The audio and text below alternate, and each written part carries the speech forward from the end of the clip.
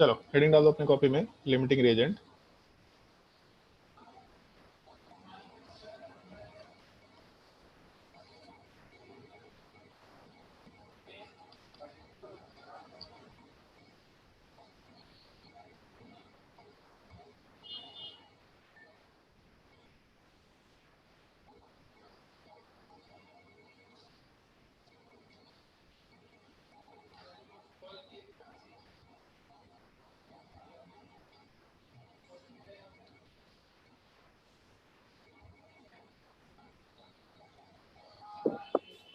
चलो ध्यान दो, कंसेप्ट वाले पार्ट को तो हम लोग पहले डिस्कस कर चुके थे, सारा का सारा कंसेप्ट। बस उसी चीज में हम लोग को क्वेश्चन के फॉर्मेट में काम करना है, क्वेश्चन किस तरीके से आएगा और हम लोग उसके बदले में किस तरीके से क्वेश्चन को सॉल्व करते वक्त किन किन चीजों का ध्यान रखना है। जैसे मान लो कि अगर हम एक छोटा सा बस एक सवाल दे रहे हैं, ठीक है, बस एक छोटा सा सिंपल सा क्वेश्चन है। अगर मान लो ऐसा दे रखा कि ए वाले पार्ट के साथ अगर हम लोग 2b लेके चल रहे हैं, a+2b, और प्रोडक्ट वाले पार्ट में 3c बना रहे हैं, ठीक है, एकदम सिंपल सा क्वेश्चन है। और गिवन है कि ए वाले पार्ट के नंबर ऑफ मोल्स, पहला केस, ए वाले पार्ट के नंबर ऑफ मोल्स 2 है, बी वाले के नंबर ऑफ मोल्स 4 के बराबर है। तो बताओ सोच के कि सी वाले पार्ट के कितने मोल्स का फॉर्मेशन होना चाहिए। फटाफट बताओ, एकदम सिंपल सा क्वेश्चन है, तुरंत बताना है।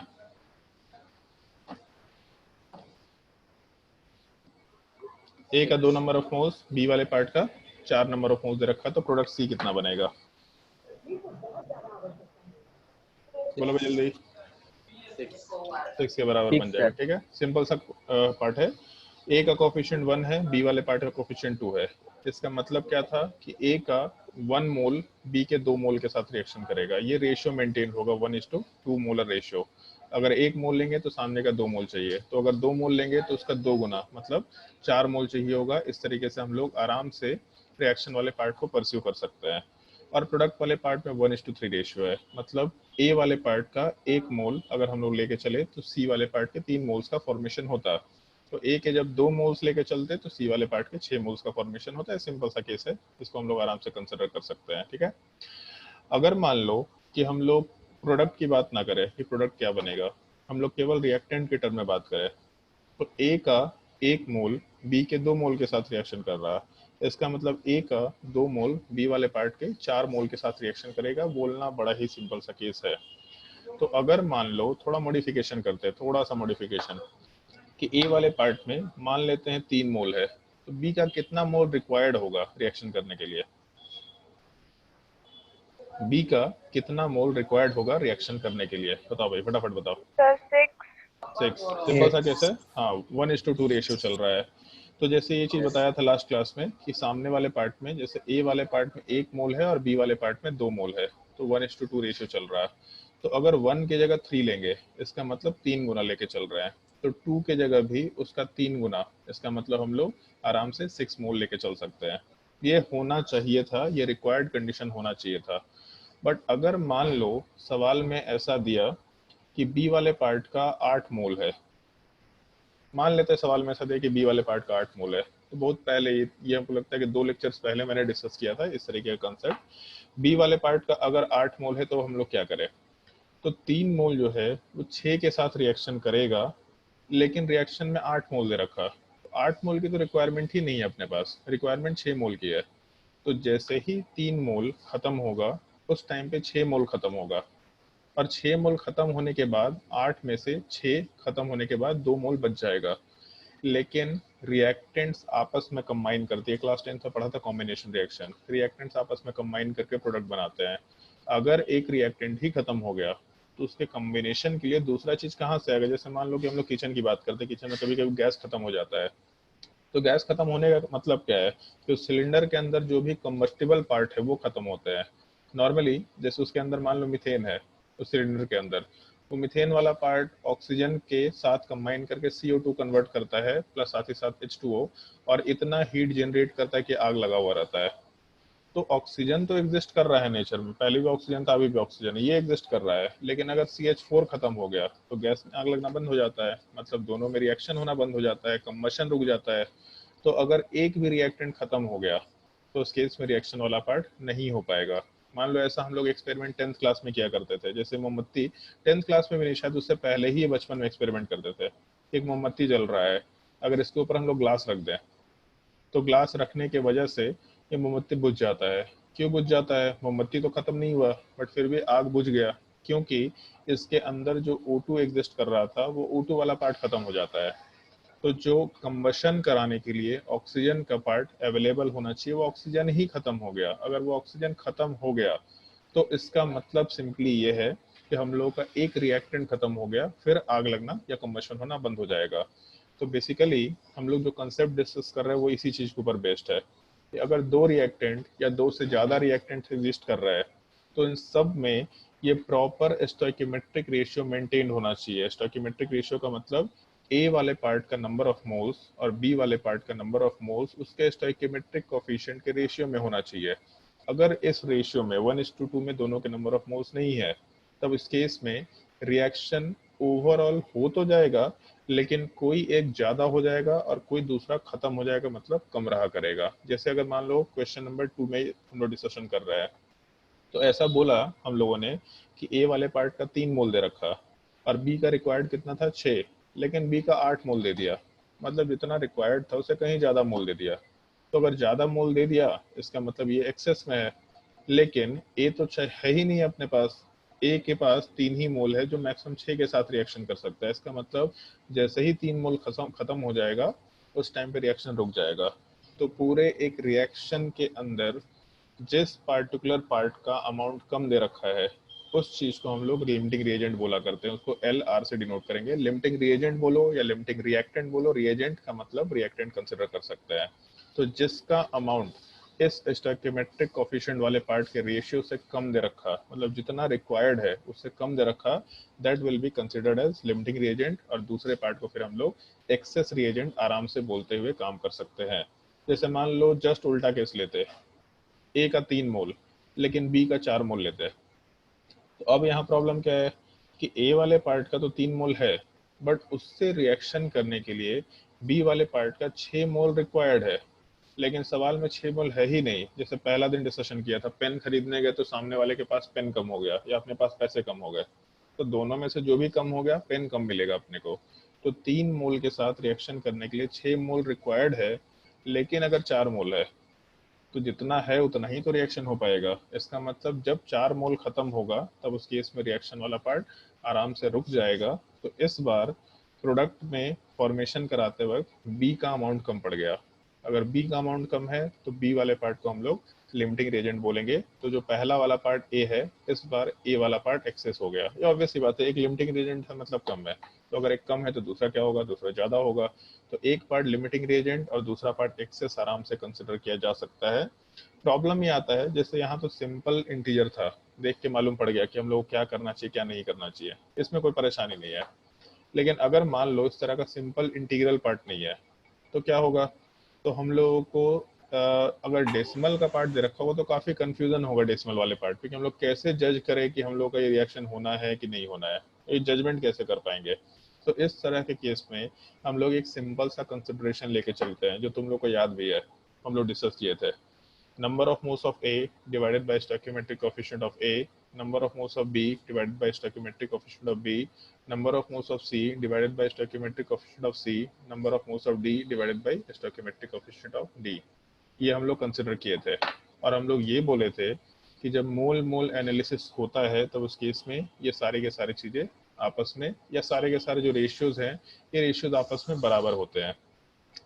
लेकिन अगर लिमिटिंग रिएजेंट का केस होता है तो लिमिटिंग रिएजेंट के केस में ये पार्ट बराबर होना बंद हो जाते हैं। इनफैक्ट रिएक्टेंट क्या था? केवल ए वाला पार्ट और दूसरा बी वाला पार्ट, केवल ये रिएक्टेंट थे। तो ये जो रिएक्टेंट्स का अमाउंट है इसका जब हम लोग रेशियो निकालेंगे उसके स्टोइकियोमेट्रिक कोएफिशिएंट से डिवाइड करके, ये अगर बराबर निकल के आया मतलब number of moles of A is divided by A will be equal to number of moles of B divided by stoichiometric coefficient B, तब इस केस में कोई लिमिटिंग रिएजेंट नहीं है। लेकिन अगर ये दोनों आपस में बराबर नहीं आए, मैथ्स में साइन पढ़ रखा है ना, नॉट इक्वल टू, अगर ये दोनों आपस में बराबर नहीं आए तब उस केस में इस चीज को हम लोग आराम से लिमिटिंग रिएजेंट का केस कंसिडर करते हुए काम कर सकते हैं। मतलब ये रेशियो केवल रिएक्टेंट वाले पार्ट के लिए रिलेट कर लो।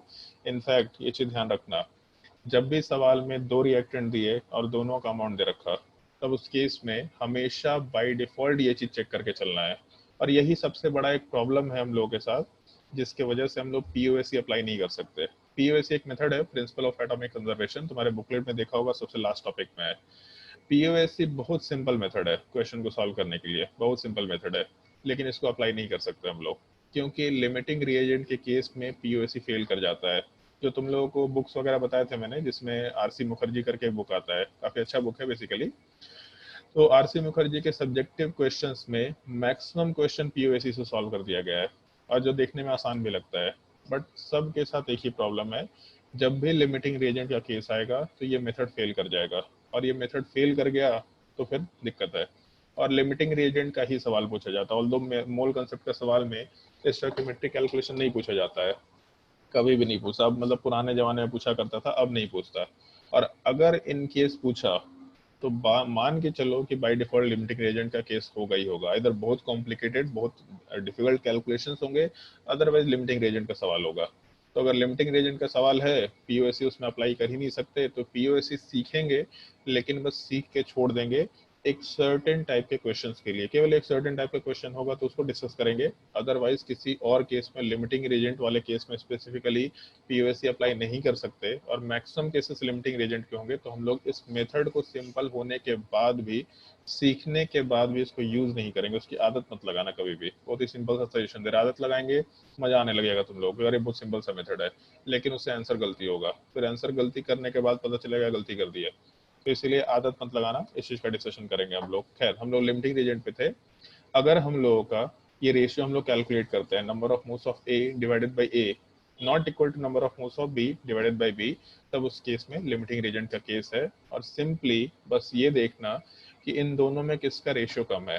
तो अगर मान लो ऐसा लिखते हैं, number of modes of A divided by A is lower than the ratio of number of modes of B by stoichiometric coefficient of B, अगर ये केस है, तो इस केस में, जो पहला केस कंसिडर करके चल रहे हैं, इस केस में ए वाला पार्ट अपना लिमिटिंग रिएजेंट निकल के आएगा।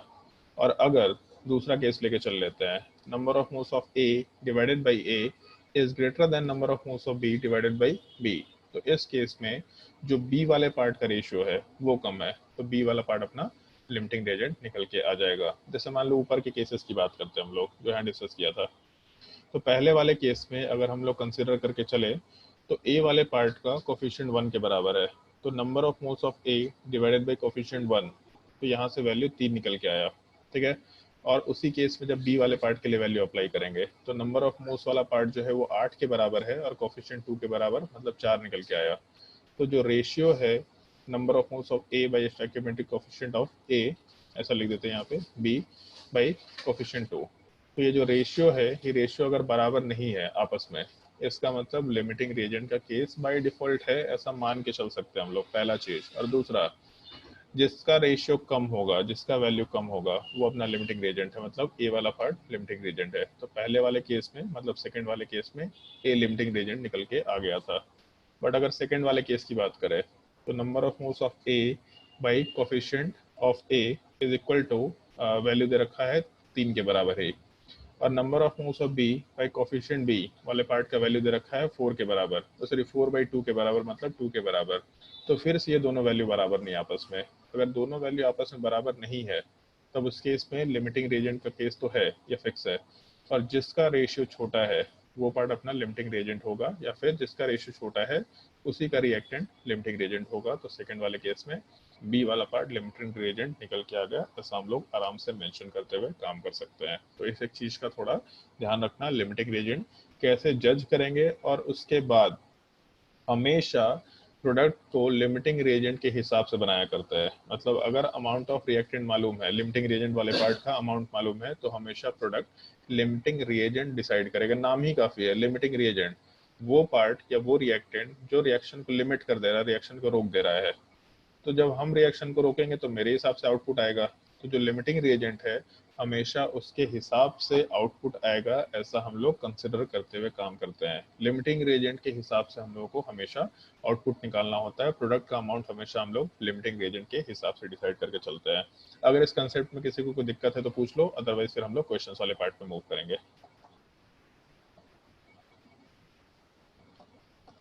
बोलो भाई जल्दी, किसी को दिक्कत?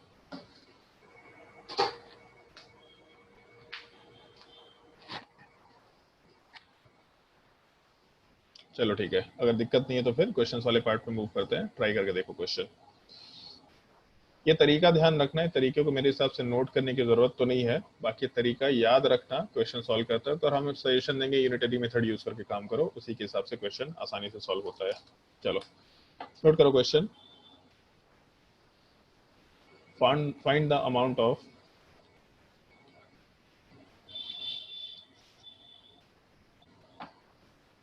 calcium carbonate formed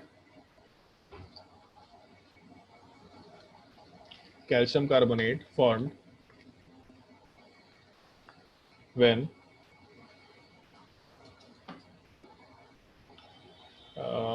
112 gram of calcium oxide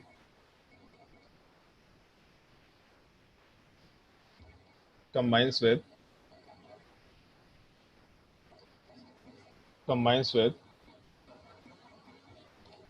67.2 liter of CO2. Find the amount of calcium carbonate formed when 112 gram of calcium oxide combines with 67.2 liter of CO2 at STP condition.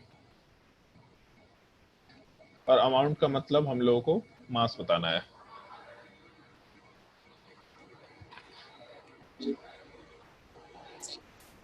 Simple सा question है, बहुत ही simple सा question है। कुछ बोल रहा है कोई? आवाज नहीं आ रहा, आवाज नहीं आ रहा। रवि जोर से बोल यार, अभी भी आवाज नहीं आ रहा। बाकी लोग आवाज आ रहा है क्या इसका? आवाज नहीं आ रहा है रवि। हेलो। हाँ अब आ रहा है सर 200 ग्राम। 200 ग्राम। चलो ठीक है, yes okay sir. Okay.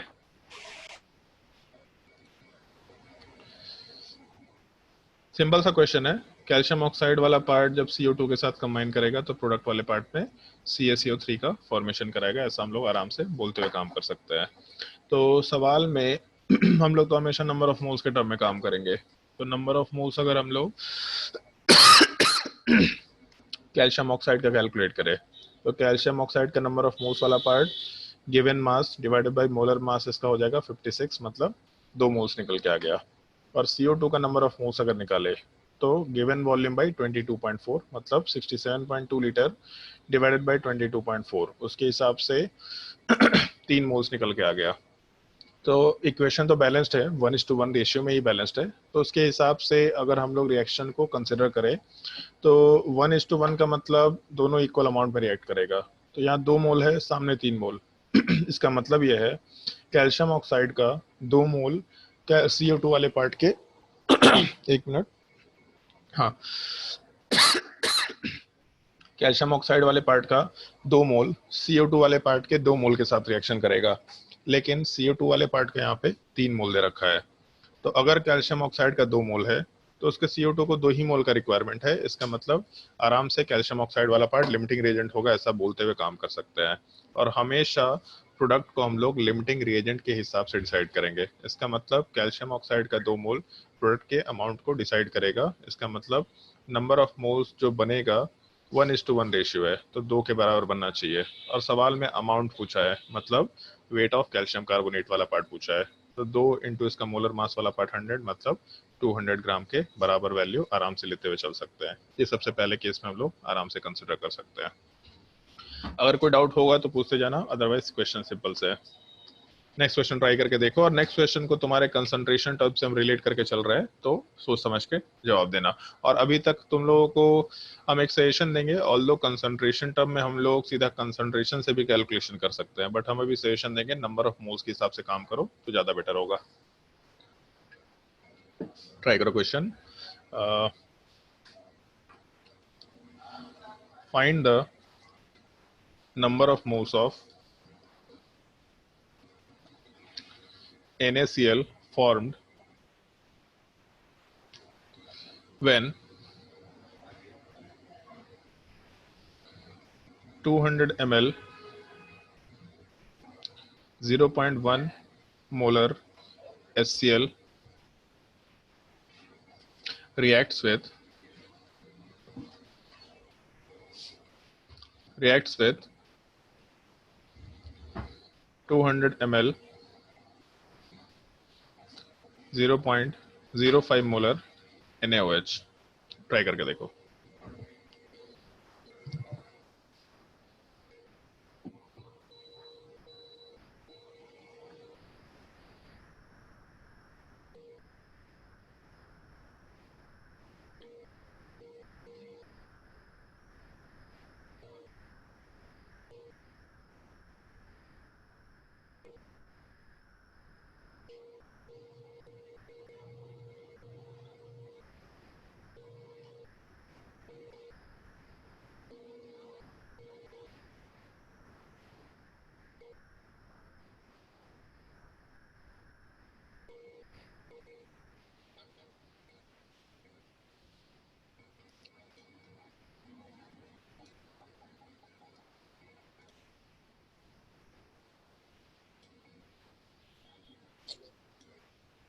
Zero point zero one 0.01?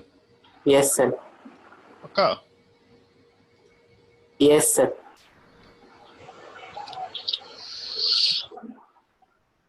0.01 moles की मिली मोल्स? 0.01 मिली। एक सेकेंड। सोच समझ के जवाब दे, इसलिए क्वेश्चन करा रहे हैं।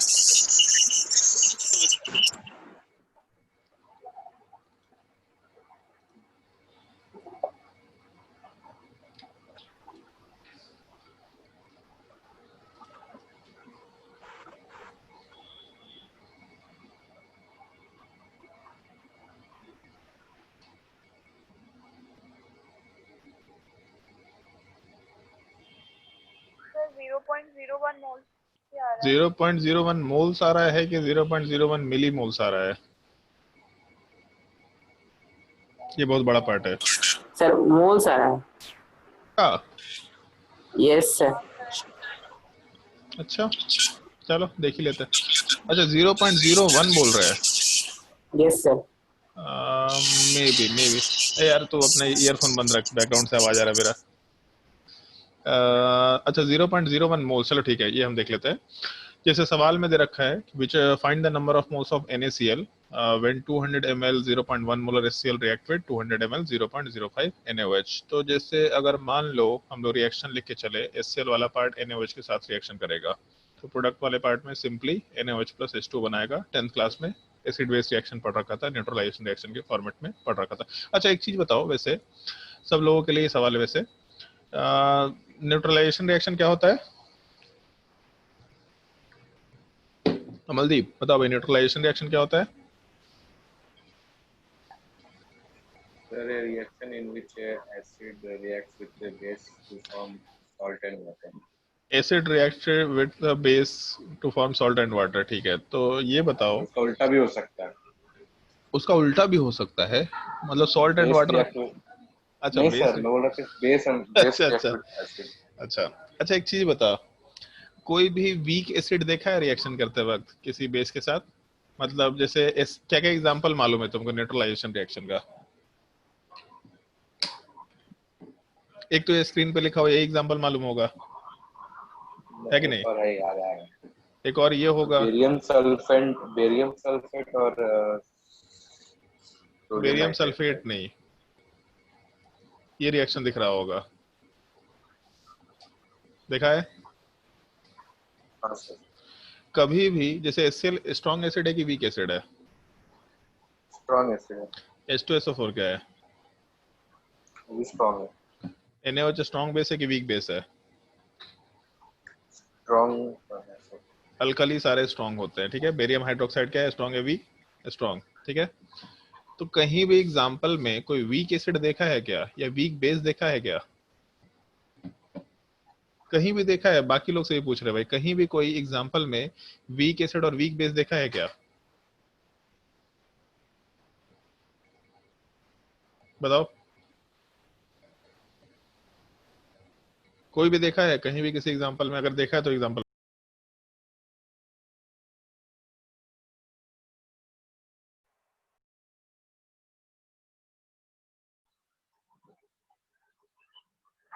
सर बताओ भाई, कोई भी देखा है कहीं भी? एसिटिक एसिड और बेकिंग पाउडर का हो सकता है, एसिटिक एसिड और सोडा, बेकिंग पाउडर का एग्जाम्पल कहीं भी सोडा बुक्स सोडा। बुक्स में देखा है क्या? कहीं भी बुक्स में देखा है न्यूट्रलाइजेशन में? नहीं सर। सोच के देखना। एसिड बेस्ड रिएक्शन बोलते हैं उसको हम लोग, एसिड बेस्ड जनरली बोलते हैं, न्यूट्रलाइजेशन वहां पे वर्ड यूज नहीं करते प्रेफरेबली। सोच के देखना, बाकी थर्मोडायनेमिक्स में पता चलेगा। चलो खैर, आते अपने क्वेश्चन वाले पार्ट पे। हम लोग जब क्वेश्चन वाले पार्ट में डिस्कस करेंगे 200 ml 0.1 मोलर, तो यहाँ से हम लोग आराम से ऐसा कंसिडर कर सकते हैं कितने नंबर ऑफ मोल्स है। तो जैसे HCl में जितना HCl होगा उतना ही H प्लस का अमाउंट निकल के आएगा, उतना ही Cl माइनस का अमाउंट निकल के आएगा। ऐसा देख के बराबर मालूम कर सकते हैं। तो नंबर ऑफ मोल्स अगर कंसिडर करें तो number of moles sorry concentration is equal to number of moles by volume. इसका मतलब number of moles concentration into volume कर सकते हैं। कंसंट्रेशन वाला पार्ट 0.1 के बराबर दे रखा, वॉल्यूम 200 ml दे रखा, जिसको हम लोग लीटर में कन्वर्ट करके काम किया करते हैं। तो इस केस में इसको हम लोग लीटर में कन्वर्ट नहीं करते, हम लोग मिली मोल्स बोल दिया करेंगे। तो यहाँ से अपना वैल्यू हो जाएगा 20 मिली मोल्स। ऐसा होना चाहिए मेरे हिसाब से पहले वाले केस में। जब NaOH की बात करेंगे तो 200 मिलीलीटर और दूसरा 0.05, तो कंसंट्रेशन 0.05 इंटू 200 मिलीलीटर वाला पार्ट, तो इसके हिसाब से अपना वैल्यू निकल के आना चाहिए 10 मिलीमोल्स के बराबर, सबसे पहला पार्ट। तो अगर मान लो इस सवाल में हम लोग रिएक्शन कराए तो 1:1 रेशियो में रिएक्शन चल रहा है, क्योंकि इक्वेशन बैलेंस्ड है। तो HCl का 20 मोल है या 20 मिली मोल्स, मोल्स बोला है मिली मोल्स बोला, कोई दिक्कत नहीं है। तो HCl वाले पार्ट का 20 मिली मोल्स है, NaOH वाले पार्ट का 10 मिली मोल्स है। इसका मतलब अपना रिएक्शन वाला जो पार्ट है इसमें NaOH कम है, ये अपना लिमिटिंग रिएजेंट हो जाएगा। और अगर लिमिटिंग रिएजेंट होगा तो ये पहले खत्म हो जाएगा आराम से। 20 मिली मोल्स वाले पार्ट का हम लोग पार्ट एक्सेस में लेके चल सकते हैं। तो प्रोडक्ट जो है वो लिमिटिंग रिएजेंट के हिसाब से बनेगा। कोफिशिएंट यहाँ पे 1 है, प्रोडक्ट में भी कोफिशिएंट 1 है। इसका मतलब 10 मिली मोल सामने वाले पार्ट के नंबर ऑफ मोल जो फॉर्म करेगा वो भी 10 के बराबर कराएगा। तो 10 मिली मोल्स है, इसका मतलब 10 इंटू 10⁻⁻3, तो 0.01 मोल्स के बराबर वैल्यू आएगा। अच्छा हाँ ठीक है, 0.01 मोल्स। हमको लग रहा था उस टाइम पे 0.01 मिली मोल्स हम बोल रहे थे, बट 0.01 मोल्स के बराबर वैल्यू निकल के आ जाना चाहिए। ये अपना number of moles form consider कर सकते हैं। चाहे तो हम लोग इस सवाल को कंसंट्रेशन के टर्म में कर सकते थे, लेकिन उसमें एक ध्यान एक चीज का रखना होता है। जैसे एक चीज सोच के बताओ, अगर हम लोग 200 ml में 200 ml डाल रहे हैं तो HCl का फाइनल कंसंट्रेशन कितना हो जाएगा? HCl का फाइनल कंसंट्रेशन इस तरह का क्वेश्चन हम लोग कर चुके हैं डाइल्यूशन वाले पार्ट में। वॉल्यूम हम लोग डबल कर रहे हैं, पहले 200 ml था HCl का, उसमें 200 ml एक्स्ट्रा ऐड कर दिया, मतलब टोटल सॉल्यूशन का वॉल्यूम बढ़ गया, 400 हो गया। तो अगर हम लोग वॉल्यूम डबल कर रहे हैं तो कंसंट्रेशन हाफ हो जाएगा। तो सेम चीज NaOH पे भी अप्लाई होगा। NaOH के लिए भी पूरे सॉल्यूशन का वॉल्यूम बढ़ गया। एक्चुअल में सॉल्यूशन का वॉल्यूम मतलब वाटर जो है वो अमाउंट बढ़ गया। तो पहले 200 ml था, अभी 400 ml हो गया। तो इस केस में NaOH का जो अमाउंट है वो भी 0.025 के बराबर हो जाएगा।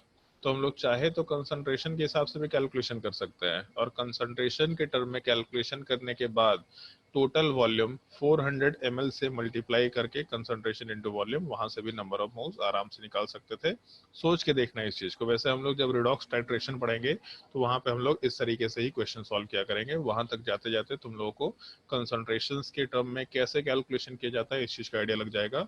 मोल कंसेप्ट में हम इस चीज को डिस्कस करना प्रेफरेबली मतलब प्रेफर नहीं करते हैं, ऑलरेडी मोल कंसेप्ट भारी लगता है लोगों को, उसमें भी कंसंट्रेशन टर्म एक्स्ट्रा भारी लगने लग जाएगा। ठीक है, नेक्स्ट क्वेश्चन ट्राई करके देखो और सोच समझ के आंसर देना।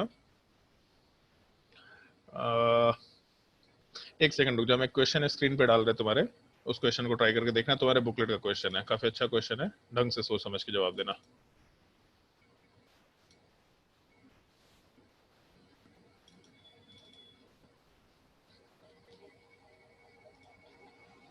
और उस क्वेश्चन को अपने बुक ये इसमें नोट कर लेना, उसके बाद ट्राई करना।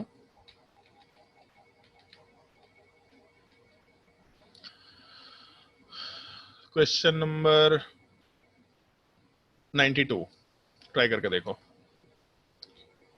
क्वेश्चन नोट कर लो अपने इसमें कॉपी में नोट कर लो और उसको ट्राई करके देखो। अच्छा सवाल ये।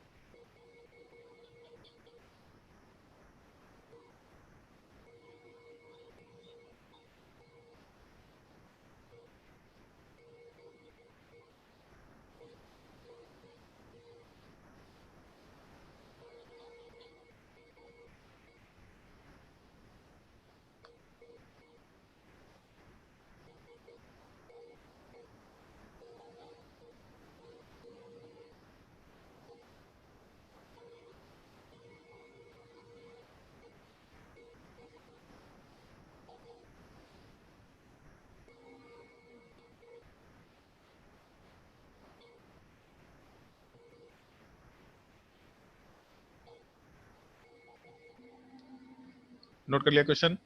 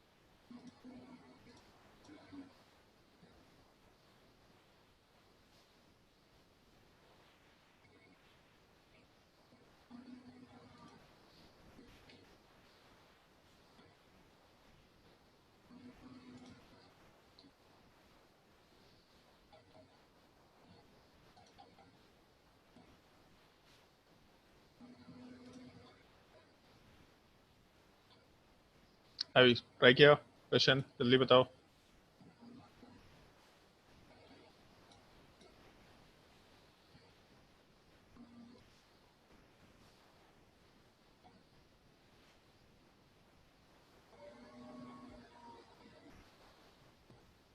काफी अच्छा सवाल है, टाइम लगेगा बट सोच के देखो, मतलब अच्छा सवाल है।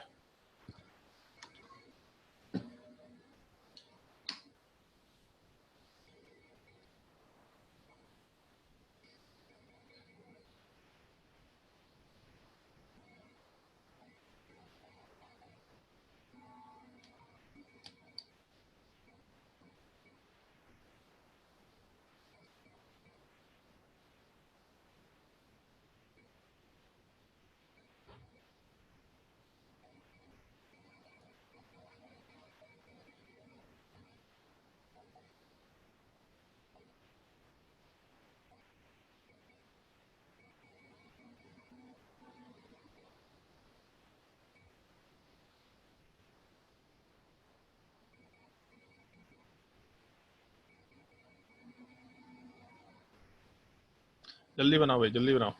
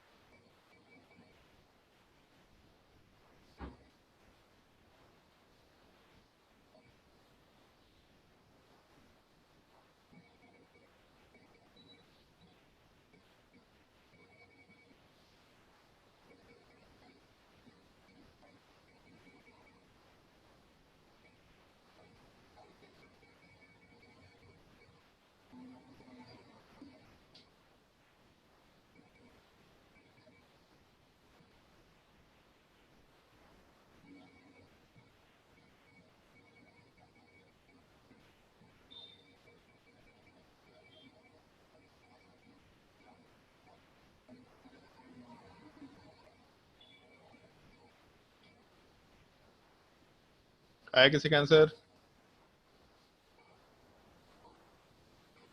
किसी का आंसर नहीं आया जी। अंशिका? नो सर, सोच रहे इत, हैं। इतना भारी तो सवाल नहीं है यार, चलो ध्यान दो। क्वेश्चन में ऐसा मेंशन किया, स्क्रीन दिख रहा है ना तुम लोग को question? Yes sir. Okay, what volume of 0.1 molar H2SO4 must be added to 50 ml of 0.1 molar NaOH solution to make a solution in which molarity of H2SO4 is 0.050? तो जैसे एक चीज पे ध्यान दो यहाँ पे, एक तो सवाल में ऐसा बोला है कि हम लोग H2SO4 लेके चल रहे हैं और इसमें हम लोग ऐड किस चीज को कर रहे हैं, तो NaOH वाले पार्ट को, ठीक है। उसके बाद जब दोनों में रिएक्शन होगा तो Na2SO4 का फॉर्मेशन होगा और साथ ही साथ H2O का फॉर्मेशन होगा। तो फिर भी ऐसा बोला है इन विच मोलैरिटी ऑफ H2SO4 इज 0.050, मतलब ये अभी भी ऐसा बोल रहा है कि लास्टली यहाँ पे कुछ ना कुछ H2SO4 बचा रह जाएगा, क्योंकि अगर दोनों बराबर अमाउंट में होते, मतलब ठीक ठीक मोलर रेशियो में होते, तो कोई लिमिटिंग रिएजेंट नहीं होता, सब खत्म हो जाता, दोनों एक ही साथ खत्म होते। लेकिन सवाल के हिसाब से ये मालूम पड़ गया है कि H2SO4 वाला पार्ट 0.050 मोलर बचा हुआ है, इसका मतलब NaOH वाला पार्ट लिमिटिंग रिएजेंट होगा, ये खत्म हो चुका है। अगर ये रहता तो H2SO4 को और खत्म कराता है, सिंपल न्यूट्रलाइजेशन रिएक्शन। अगर ये होता तो H2SO4 को और खत्म कराता, लेकिन ये नहीं है, तभी H2SO4 वाला पार्ट बचा हुआ रह जा रहा है। अब इस पूरे पार्ट में दो काम कर सकते थे।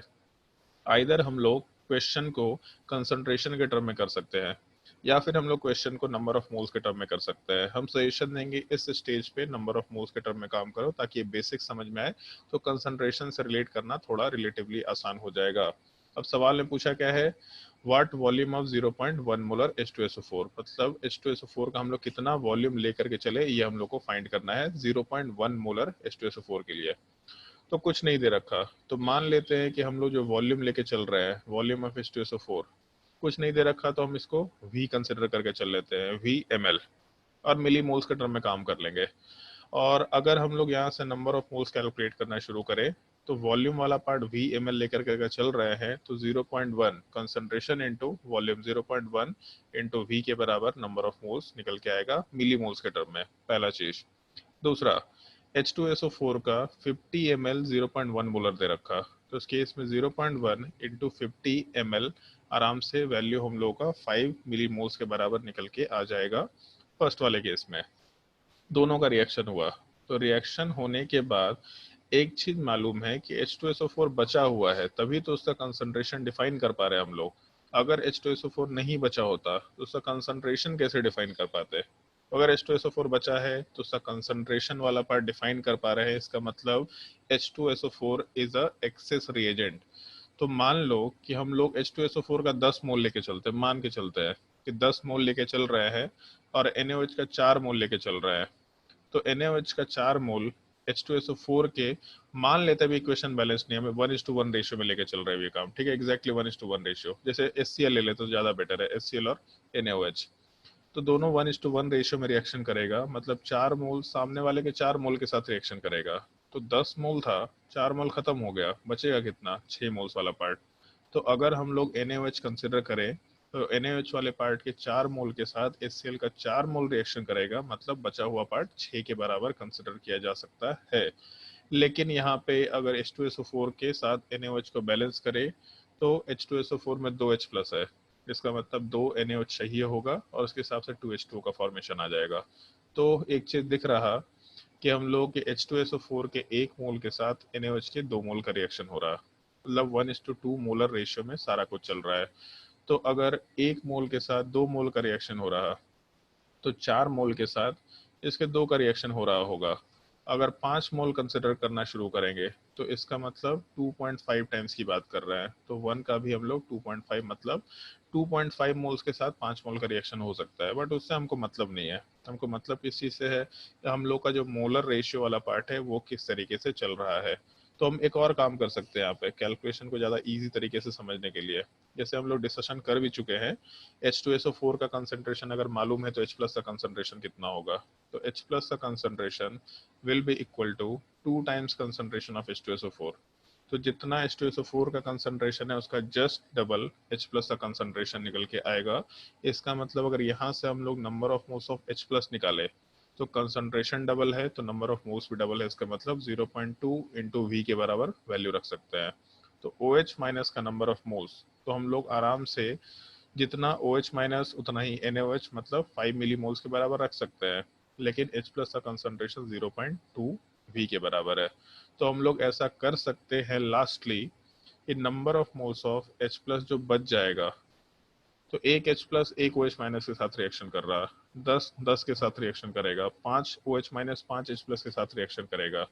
तो अगर स्ट्रेट फॉरवर्ड रिलेशन है, तो 0.2 V बचा हुआ है, सॉरी ये लेके चल रहे थे हम लोग, और 5 मिलीमोल्स रिएक्शन में खत्म हो गया। तो अगर 5 मिलीमोल खत्म हो गया तो 0.2 V माइनस 5 बच जाएगा। ये हम लोग का number of moles of H plus left over है, ऐसा हम लोग कंसिडर करके चल रहे हैं। तो एक तो ये पार्ट निकल के आ गया, कितना H प्लस बच गया।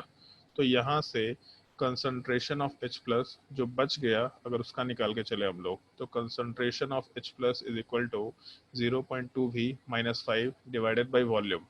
तो वॉल्यूम टोटल कितना है, तो NaOH का 50 ml था और H2SO4 वाले पार्ट का V वॉल्यूम लेके चले थे, तो total volume 50 ml from NaOH plus V from H2SO4 consider कर सकते हैं।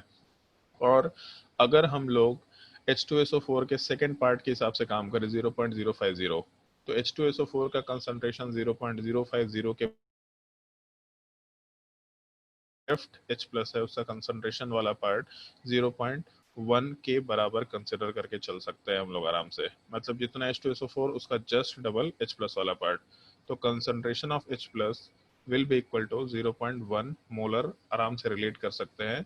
अब इस पूरे पार्ट में एक इक्वेशन है V के फॉर्म में और एक रिलेशन, एक इक्वेशन आसानी से एक वेरिएबल के लिए सॉल्व किया जा सकता है। 0.2V माइनस 5, ये जब सामने जाएगा तो यहाँ से 5 आएगा और उसके अलावा 0.1V का वैल्यू मेंशन कर सकते हैं। तो अगर ये पार्ट कैलकुलेट करेंगे, 5 को उठा के दूसरी साइड ले जाएंगे, 0.1 को उठा के एक साइड लाएंगे तो 0.1V will be equal to 10।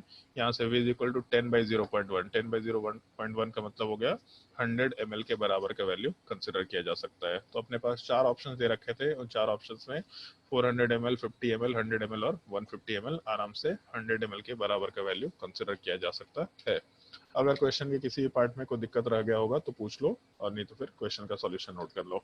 अभी हम लोग मोल्स के टर्म में काम करेंगे, अभी हम लोग कंसंट्रेशन के टर्म में काम नहीं कर रहे हैं।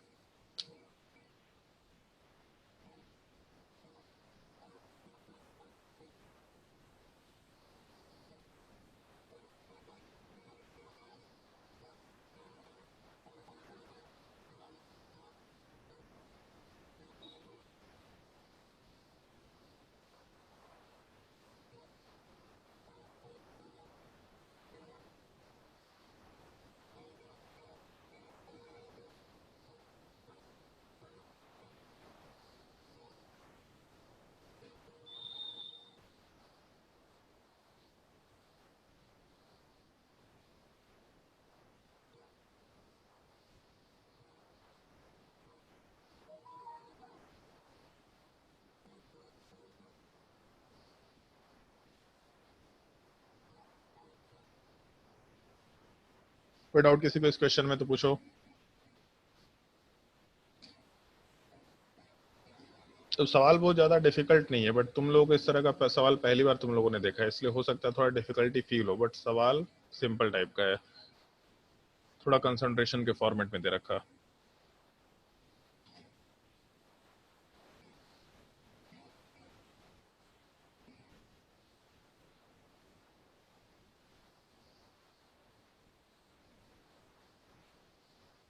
कोई डाउट किसी को, जल्दी बोलो।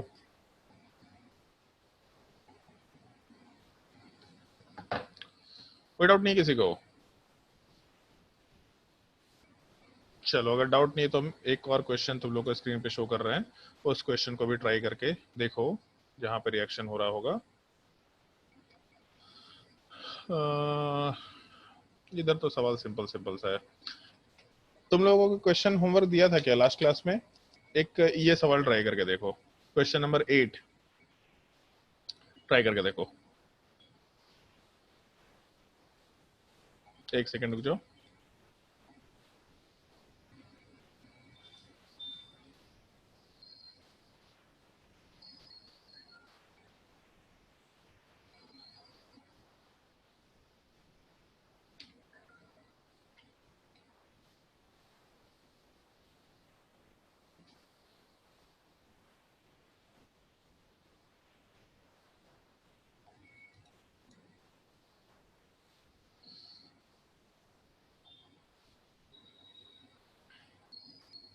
हाँ भाई, ये क्वेश्चन ट्राई करके देखो, तुम्हारे स्क्रीन पे दिखेगा, ट्राई करके देखो। क्वेश्चन नंबर 8 एडवांस लेवल का सवाल है, ढंग से सोच के देखना, बहुत डिफिकल्ट सवाल है।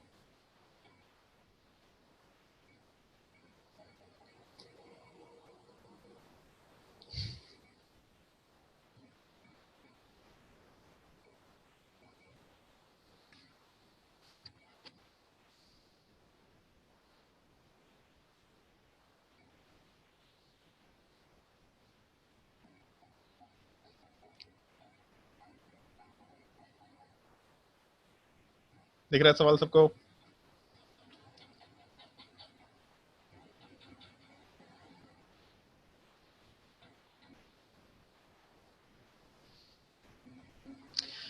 पॉलीमराइजेस का मतलब मालूम है कि नहीं मालूम है?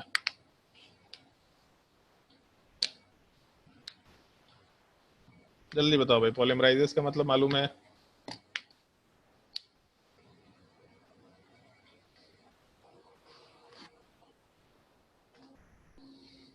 रवि, पॉलीमराइजेस का मतलब मालूम है?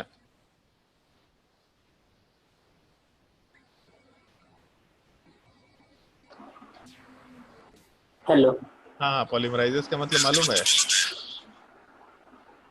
सर, जो मोनोमर से पॉलीमर बनाता है। अच्छा, मोनोमर से पॉलीमर बनाता है। अभी अमन, नहीं सर। 10th क्लास में, सॉरी 10th नहीं, 8वें क्लास में कभी सुना था पॉलीथीन? Yes sir. वहां पे मोनोमर पॉलीमर वर्ड नहीं सुना था कभी? यस सर, सुने थे। तो काहे नहीं ध्यान नहीं रखता उसको? पॉलीमर का मतलब जब बहुत सारे यूनिट्स आपस में कंबाइन कर जाते हैं। जैसे एक चीज देखो, अगर ढंग से देखो, इस सवाल को हम थोड़ा सा एक्सप्लेन कर रहे हैं। इस क्वेश्चन वाले पार्ट में जो सबसे लेफ्ट साइड में यहाँ दे रखा ये पार्ट, कौन सा कंपाउंड दे रखा है? CH2 डबल बॉन्ड CH2, कौन सा कंपाउंड है? कहीं पढ़ा है CH2 डबल बॉन्ड CH2? अरे चपंडुक लोग, अभी 10th क्लास में पढ़ा है, सब 10th क्लास का ही भूल गए हैं। इथीन नहीं पढ़ा है 10th क्लास में? तो इथीन वाला पार्ट, जब बहुत सारे इथीन वाले पार्ट आपस में कंबाइन करके एक सिंगल यूनिट में कन्वर्ट होते हैं, तो वहां पे हम लोग पॉलीथीन वर्ड यूज कर सकते हैं। पॉली इथीन, बहुत सारे इथीन वाले पार्ट, NC2H5, बहुत सारे, सॉरी C2H4, बहुत सारे इथीन वाले पार्ट अपने आप को एक सिंगल यूनिट में कन्वर्ट कर लेते हैं। ये पॉलीमराइजेशन वाला जो पार्ट है, क्लास 12 का सबसे लास्ट टॉपिक है जो हम लोग को डिस्कस करना है। द बायोमोलिक्यूल्स एंड पॉलीमर, ये टर्म है वहां पे जहाँ पे हम लोग ये पॉलीमराइजेशन कैसे कर सकते हैं, इन सब चीजों का हम लोग को डिस्कशन करना है। वहां पे डिस्कस करेंगे वहां पे इस चीज को। अभी के लिए सवाल सॉल्व करके देखो। आया किसी का आंसर?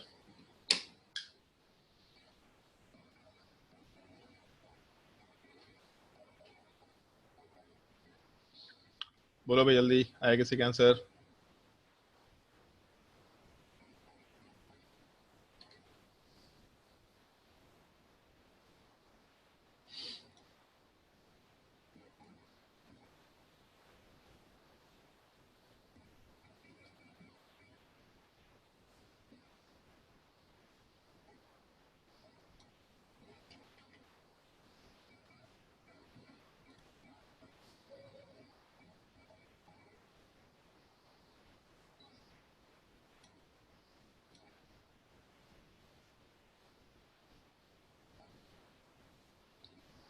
किसी का आंसर नहीं आया अभी तक? अमलदीप, नहीं आया sir. Anshika, No, sir. Ravi, no. सब लोग एकदम नालायक है। तुम लोगों को डराना बहुत ही आसान सा काम है। कभी कभी ना एक छोटा सा प्रॉब्लम होता है लोगों के साथ। लोग ऐसा सोचते हैं कि हमेशा सवाल बहुत डिफिकल्ट ही होगा। मतलब ये पता नहीं क्या प्रॉब्लम है लोगों के साथ। कभी कभी नहीं, इनफैक्ट जेई एडवांस का सवाल इतना डिफिकल्ट नहीं होता, उसका सवाल बहुत ही सिंपल रखा जाता है, एकदम बिल्कुल एलिमेंट्री सवाल। अच्छा एक चीज बताओ, तुम लोग एक चीज बताए थे, लॉ ऑफ केमिकल कॉम्बिनेशन में law of conservation of mass क्या होता है? अमन बताओ भाई, law of conservation of mass क्या होता है? सर, रिएक्टेंट और प्रोडक्ट का मास सेम हो जाता है। बहुत मार मारेंगे हम। ये चीज नहीं बताए थे, उसमें मॉडिफिकेशन भी बताए थे। अमलदीप बताओ भाई।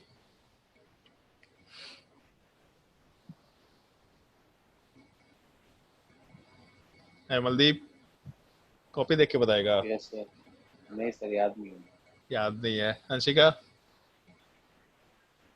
The total mass of the system during the reaction always remains constant. Total mass of the system constant होता है। जितना रिएक्टेंट खत्म होगा उतना ही प्रोडक्ट बनेगा, ठीक है? जितना रिएक्टेंट खत्म होगा उतना ही प्रोडक्ट बनेगा। 100 ग्राम इथाइलिन पॉलीमराइज हो रहा, 100 ग्राम रिएक्टेंट खत्म हो रहा, तो प्रोडक्ट कितना बनेगा? 100 gram. Option B. इससे कोई घटिया सवाल हो सकता है क्या? सर बहुत मुश्किल सवाल तो नहीं था क्या भी रवि, समझ में आया? सर घटिया घटिया सवाल था ना? Yes sir. ध्यान रखा करो सवाल में हर एक कंसेप्ट को कंसिडर करते हुए चलना होता है। जैसे इस क्वेश्चन वाले पार्ट में सिंपली मालूम है कि हाँ भी रिएक्शन दे रखा है और 100 ग्राम रिएक्टेंट का है और एक ही रिएक्टेंट एक ही प्रोडक्ट में कन्वर्ट हो रहा है। Law of conservation of mass, जितना रिएक्टेंट खत्म होगा उतना ही प्रोडक्ट बनेगा। इसका मतलब आराम से हम लोग 100 ग्राम खत्म किए 100 ग्राम का फॉर्मेशन करा देंगे, या अपना आंसर निकल के आ जाएगा। तो इसलिए ध्यान रखना, क्वेश्चन कभी कभी बहुत ही सिंपल कंसेप्ट से रिलेटेड होता है, लोग उसको कॉम्प्लिकेट कर देते हैं कि पता नहीं क्या होगा क्या नहीं होगा। सिंपल सा क्वेश्चन था ये। चलो एक और क्वेश्चन दिखा रहा है स्क्रीन पे, तो उसको ट्राई करके देखो। ये थोड़ा कैलकुलेटिव क्वेश्चन है, बट मेरे हिसाब से इतना कैलकुलेशन करने आना चाहिए। नोट करो, भाई स्क्रीन पे दिख रहा है तुम लोगों को क्वेश्चन,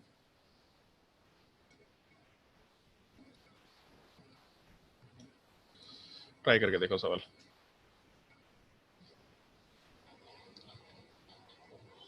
क्वेश्चन नोट कर लो अपने कॉपी में, कॉपी में क्वेश्चन नोट कर लिया करना, ताकि कल को जब रिवीजन कर रहे होंगे तो क्वेश्चन दिखाई दिया करे।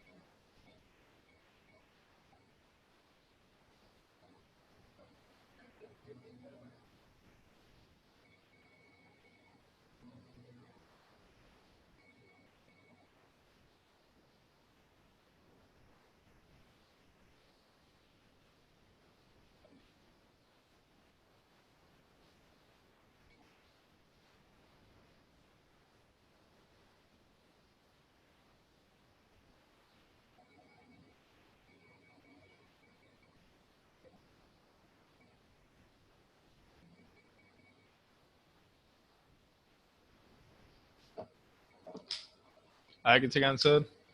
जल्दी बताओ। कैलकुलेटिव पार्ट है थोड़ा, और तुम लोग एक शॉर्टकट बताया था इक्वेशन को बैलेंस करने के लिए। थोड़ा डिफिकल्ट सवाल है, लेकिन इस तरह क्वेश्चन सब सॉल्व करना है तुम लोगों को।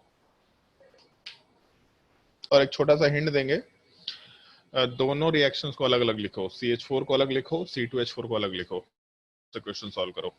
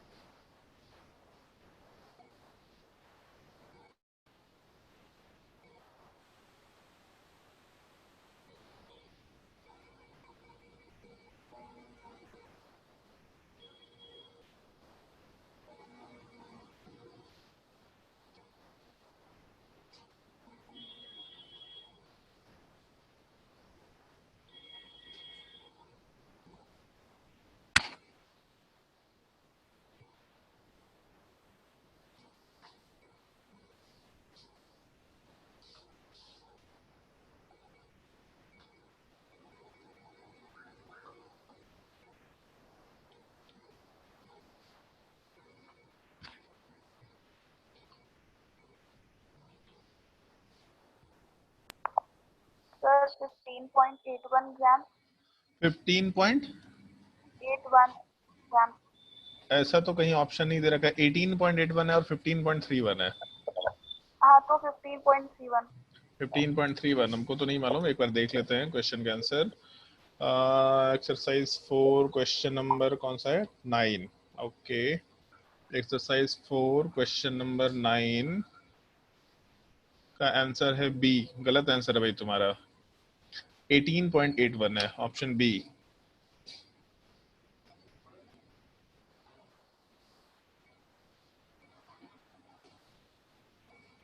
फिर से कैलकुलेशन करके देखो।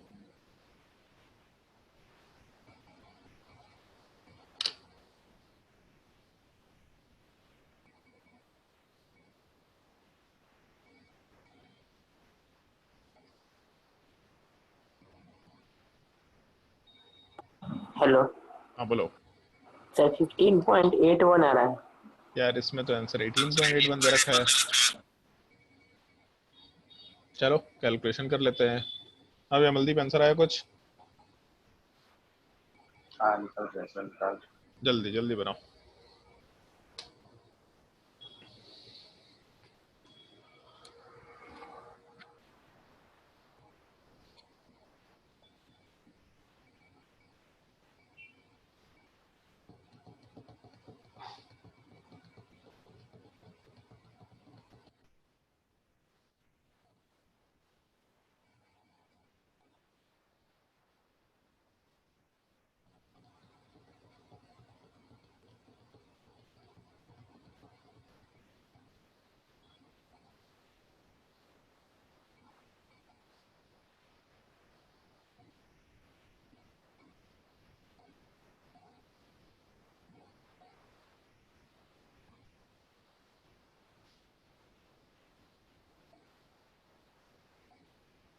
चलो हम भी एक बार कैलकुलेशन करके देख लेते हैं, तब तक अमलदीप को करने दो।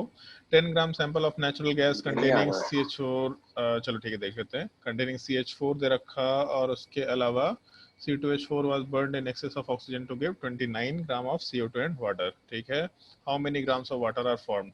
तो जैसे CH4 वाले पार्ट का रिएक्शन जब हम लोग O2 के साथ कराएंगे तो प्रोडक्ट में CO2 बनेगा और साथ ही साथ H2 बनेगा। उसके अलावा अगर हम लोग C2H4 का रिएक्शन O2 के साथ कराएंगे, एक मिनट, अगर हम लोग C2H4 वाले पार्ट का रिएक्शन O2 के साथ कराएंगे तब भी उस केस में हम लोगों के पास प्रोडक्ट वाले पार्ट में CO2 ही बनेगा और साथ ही साथ H2O बनेगा। और अगर इक्वेशन को बैलेंस करते हैं तो x प्लस वाई बाई 4, ऐसा इक्वेशन का बैलेंसिंग बताया था तुम लोगों को। तो x वाला पार्ट यहाँ पे 1 है, प्लस वाई बाई 4, इसका मतलब यहाँ पे 2 आएगा वैल्यू, यहाँ पे 1 आएगा और सामने वाले पार्ट में 2 आएगा। यहाँ वाले पार्ट में y बाई 2 मतलब 2 ही आएगा, C2H2 वाले पार्ट में 2 आएगा और यहाँ वाले पार्ट में 3 होना चाहिए। ये तो अपना इक्वेशन बैलेंस हो गया। उसके बाद 10 gram sample of natural gas बोल रखा, इसका मतलब मान लेते हैं कि पहले वाले पार्ट में x ग्राम है, एजम्पशन लेके चल लेते हैं कि ऊपर वाले पार्ट में x ग्राम है, तो बाकी बचा हुआ C2H4 हो जाएगा 10 माइनस x के बराबर। और बोला है burned in excess of oxygen to give 29 gram of CO2। चलो तो यहाँ से नंबर ऑफ मोल्स कंसिडर कर सकते हैं। गिवन वेट मतलब जो माना था x gram divided by molar mass 16 के बराबर, और नीचे वाले पार्ट में number of moles 10 minus x divided by 24 plus 4 मतलब 28। तो मोलर मास x बाई 16 के बराबर, यहाँ पे 10 माइनस x बाई 28 के बराबर कंसिडर किया जा सकता है। और सवाल में हम लोगों के पास CO2 का मास दे रखा, तो कोफिशिएंट वाला पार्ट 1:1 है, मतलब जितना खत्म होगा उतना ही प्रोडक्ट बनेगा। तो इसका मतलब ये है कि अगर x बाई 16 मोल खत्म होगा तो x बाई 16 मोल का फॉर्मेशन होगा। इतना नंबर ऑफ मोल्स हम लोग फॉर्म बोल सकते हैं ऊपर वाले पार्ट की तरफ से। नीचे वाले पार्ट को अगर कंसिडर करके चले तो कोफिशिएंट 1:2 है, मतलब जितना खत्म होगा उसका जस्ट डबल का फॉर्मेशन होगा। जस्ट डबल का फॉर्मेशन होने का मतलब है अगर 10 माइनस एक्स बाई 28 खत्म हो रहा तो इसका जस्ट डबल का फॉर्मेशन हो जाना चाहिए। तो नंबर ऑफ मोल्स तो मालूम पड़ गया, और नंबर ऑफ मोल्स वाले पार्ट से हम लोग वेट 29 ग्राम वाले पार्ट को एसोसिएट करके काम कर सकते हैं। मतलब टोटल वेट 29 ग्राम के बराबर दे रखा, आराम से इस चीज को हम लोग एसोसिएट करके काम कर सकते हैं। तो total number of moles of CO2 जो बना, अगर ये कंसिडर करें तो x by 16 plus 2 into 10 minus x by 28 ऐसा कंसिडर कर सकते हैं। और यहाँ से अगर वेट वाले पार्ट को रिलेट करें, वेट ऑफ CO2 मतलब 29 के बराबर, तो weight is equal to number of moles into molar mass. इसका मतलब x by 16 plus 2 into 10 minus x divide by 28 into molar mass वाला पार्ट CO2 का हो जाएगा 44 के बराबर। तो उसके हिसाब से वैसे और कुछ कंसिडरेशन ले सकते हैं क्या? नहीं, यहाँ पे जस्ट डबल वाला पार्ट है, ठीक है, एक्स का वैल्यू निकालना ही पड़ेगा। तो इसके हिसाब से अगर कैलकुलेशन करना शुरू करें तो 28 और 4, एक काम करते हैं यहाँ पे 28x ले लेते हैं और सामने वाले पार्ट में 20 इंटू 16 मतलब 320 वाला पार्ट आ जाएगा, और उसके अलावा यहाँ पे 2x इंटू 16 मतलब 32x के बराबर वैल्यू हो जाएगा, डिवाइडेड बाई 16 इंटू 28 कंसिडर किया जा सकता है। उसके बाद हम लोग इंटू 44 भी करेंगे, डिवाइडेड बाई 29, सॉरी सामने वाले पार्ट में 29 के बराबर वैल्यू। तो यहाँ से 28 और 32 इसका मतलब -4x आएगा वैल्यू, उसके अलावा 44 नीचे 28 इसका मतलब 4 से डिवाइड करेंगे तो यहाँ पे 7 और सामने वाले पार्ट में 11 निकल के आना चाहिए। तो 29 इंटू 16 इंटू 7 डिवाइडेड बाई 11 अगर कंसिडर करें तो यहाँ से वैल्यू आएगा 320 माइनस 4x के बराबर, या फिर 4x इज इक्वल टू, या x इज इक्वल टू सीधा 320 minus 29 into 16 into 7 divided by 11, और ये डिवाइडेड बाई 4 करने वाले हम लोग, तो डिवाइडेड बाई टोटल 4 कंसिडर कर सकते हैं। तो उसके हिसाब से यहाँ से तो 80 निकल के आएगा, 80 माइनस 16 यहाँ से 4 टाइम्स कैंसिल आउट कर सकते हैं। उसके अलावा 29 इंटू 4 इंटू 7, 29 इंटू 4 इंटू 7 अगर कंसिडर करें तो काम कर सकते हैं। 29 को अप्रॉक्सीमेटली 30 मान लेते हैं, 30 ऊपर वाले पार्ट को बढ़ा के किया, यहाँ 4 है यहाँ पे 7, इसका मतलब 28 इंटू 3, 28 या 84 मतलब 840 बाई 11। यार ये तो नेगेटिव में आ रहा है वैल्यू कुछ, अच्छा नहीं सॉरी 7 के अराउंड ही आएगा, तो अभी बड़ा कॉम्प्लिकेटेड वैल्यू आ रहा है ये। 80 माइनस 840 बाई 11 तो 77 मतलब 76 के अराउंड समथिंग आएगा। 840 बाई 11 अगर करते हैं तो 7 करेंगे मतलब 77 होगा, 77 के बाद मान लेते हैं अप्रोक्सीमेटली 80 होता है तो 60, मतलब ठीक है 76 पॉइंट समथिंग कुछ आना चाहिए वैल्यू। तो x का जो वैल्यू है 80 माइनस 76 पॉइंट समथिंग, इसका मतलब 3 पॉइंट समथिंग ग्राम के बराबर आ रहा। खैर x का वैल्यू निकल के आ गया तो उससे अपना काम हो जाना चाहिए मेरे हिसाब से, उससे ज़्यादा कोई दिक्कत नहीं निकल के नहीं आना चाहिए। एक तो x का वैल्यू निकल के आ गया 3 पॉइंट समथिंग, 3.6 3.7 के अराउंड होना चाहिए, बट सवाल में पूछा है find the grams of water form. तो 2H2O एक मोल 2 मोल बनाएगा, मतलब x/16 वाला पार्ट 2x/16 बनाएगा, और यहाँ तो पहले से 2 मोल बन रहा था, 2 into 10 minus x divided by 28 के बराबर वैल्यू कंसिडर कर सकते हैं। तो नंबर ऑफ मोल्स अगर हम लोग कंसिडर करके चले, ओके ठीक है, x/2 x/16 plus 2 into 10 minus x divided by 28, और मास वाला पार्ट है वाटर के 18 के बराबर, ये पार्ट कैलकुलेट करना होगा। तो यहाँ से एक काम कर सकते हैं हम लोग कैलकुलेशन आसान करने के लिए, एक छोटा सा पार्ट है जिसमें कैलकुलेशन आसान किया जा सकता है। इसको अगर ऐसा लिख दें हम लोग x/16 plus x/16 plus 2 into 10 minus x divide by 28, तो ये वैल्यू हम लोग निकाल सकते हैं ऊपर से, जस्ट ऊपर कैलकुलेट किया था यहाँ पे। इस वैल्यू का मतलब हो जाएगा 29 डिवाइडेड बाई 44 के बराबर। तो यहाँ से एक चीज़ तो मालूम पड़ गया, x/16 plus 29 divided by 44 into 18 करना है बेसिकली हम लोगों को, इंटू 18। 29/44 कितना आएगा अप्रोक्सीमेटली, सोच के बताओ। 29/44 और x का वैल्यू 3 पॉइंट समथिंग, तो 3.2 अगर लेके चल लें, 3.2/16 इसका मतलब 0.2 के बराबर वैल्यू होना चाहिए। आप बताओ भाई 29/44 कितना आएगा? 0.6 करके कुछ आ रहा है सर। 0.6 करके कुछ आ रहा है, 0.6 करके कुछ आ रहा है, चलो ठीक है 0.6। तो 0.6 प्लस 0.2 इसका मतलब हो गया 0.8। 0.8 इंटू 18 कितना आएगा? 18 इंटू 0.8, ये तो 18 पॉइंट समथिंग तो नहीं आ रहा भाई साहब, इसमें लंबा कैलकुलेशन होगा। तुम लोग कैसे 15.81 पे पहुंच गया है? मतलब मेरे हिसाब से काफी लंबा कैलकुलेशन है इसमें। कैलकुलेशन तो खैर कर लेंगे तो सारा का सारा आंसर आ जाएगा, लेकिन कैलकुलेशन का जो स्टेप है वो थोड़ा एग्जैक्ट करना पड़ेगा। हम अप्रोक्सीमेट कैलकुलेशन कर रहे हैं तो अप्रोक्सीमेटली मेरा जो आंसर है या 0.2 की जगह 0.3 भी लेते हैं, तो 18 इंटू 0.9 मतलब 17 पॉइंट समथिंग कुछ वैल्यू निकल के आएगा, या 16 पॉइंट समथिंग कुछ वैल्यू निकल के आएगा, क्योंकि हम लोग अप्रोक्सीमेट कैलकुलेशन कर रहे हैं। अगर इसी चीज को हम एग्जैक्ट करना शुरू करेंगे तो बहुत लंबा कैलकुलेशन होगा, बहुत मतलब पेशेंटली क्वेश्चन सॉल्व करना पड़ेगा। खैर चलो, हम हर एक स्टेप को मेंशन कर रहे हैं, कैलकुलेशन हम तुमको बोलते जाएंगे, तुम लोगों को फटाफट कैलकुलेशन करना है, हमें हर एक स्टेप को मेंशन कर रहे हैं। सबसे पहला पार्ट सवाल में ऐसा मेंशन किया है कि CH4 और C2H4 वाला पार्ट, इसका एक मिक्सचर है जिसका टोटल मास 10 ग्राम के बराबर दे रखा, और इन दोनों के मिक्सचर को हम लोग बर्न, मतलब इन दोनों का जो कॉम्बिनेशन वाला मिक्सचर है उसको एक्सेस ऑफ ऑक्सीजन के साथ बर्न किए, तो वहां से 29 ग्राम ऑफ CO2 का फॉर्मेशन हुआ और कुछ पानी निकला। मान लेते हैं कि CH4 वाले पार्ट का जो वेट है अपने पास वो x ग्राम के बराबर है। मान के चलते हैं कि उस पूरे 10 ग्राम में x ग्राम CH4 था, तो C2H4 10 - x के बराबर हो जाएगा। तो एक इक्वेशन CH4 जब 2O2 के साथ कंबाइन करेगा तब उस केस में CO2 + H2O बनाएगा। तो यहाँ से अगर हम लोग x ग्राम मान के चल रहे हैं तो number of moles mass divided by molar mass मतलब x/16 निकल के आया, और कोफिशिएंट 1:1 है, इसका मतलब जितना मोल्स खत्म होगा उतना ही मोल्स का फॉर्मेशन होगा। तो अगर x/16 खत्म होगा तो x/16 का फॉर्मेशन होगा, ऐसा बोला जा सकता है। और निकालना वाटर का भी अमाउंट है, इसका मतलब अगर x/16 खत्म होगा तो 2x/16 का फॉर्मेशन होगा। तो ये तो पता चल गया कि CO2 के नंबर ऑफ मोल्स कितने निकल के आएंगे। सबसे पहला कैलकुलेशन, तो अगर हम लोग number of moles of CO2 लिखना शुरू करें तो CH4 के तरफ से x/16 के बराबर निकल के आया, पहला पार्ट। और C2H4 का जब इक्वेशन बैलेंस करेंगे तो C2H4 3 O2 के साथ रिएक्शन करके 2 CO2 बनाएगा और 2 H2O बनाएगा। मतलब जितना मोल्स लेके चलेंगे उसका 2 गुना CO2 बनेगा, 2 गुना H2O बनेगा। तो मास टोटल 10 ग्राम था, x ग्राम अगर CH4 है तो बचा हुआ मास हो गया 10 - x के बराबर।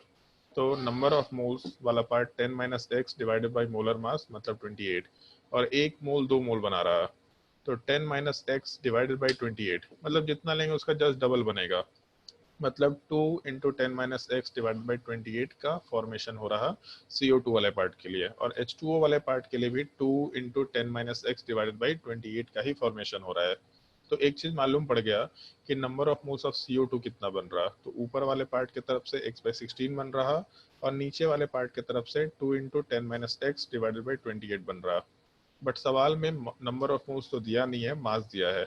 मास दिया है CO2 वाले पार्ट का 29 ग्राम के बराबर, मतलब टोटल जो CO2 बना that is equal to 29 gram.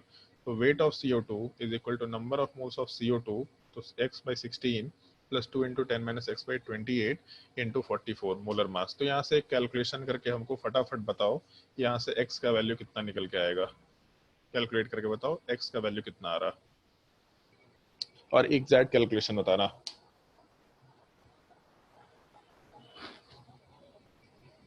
तो 15 तो एनी हाउ आंसर नहीं आ रहा।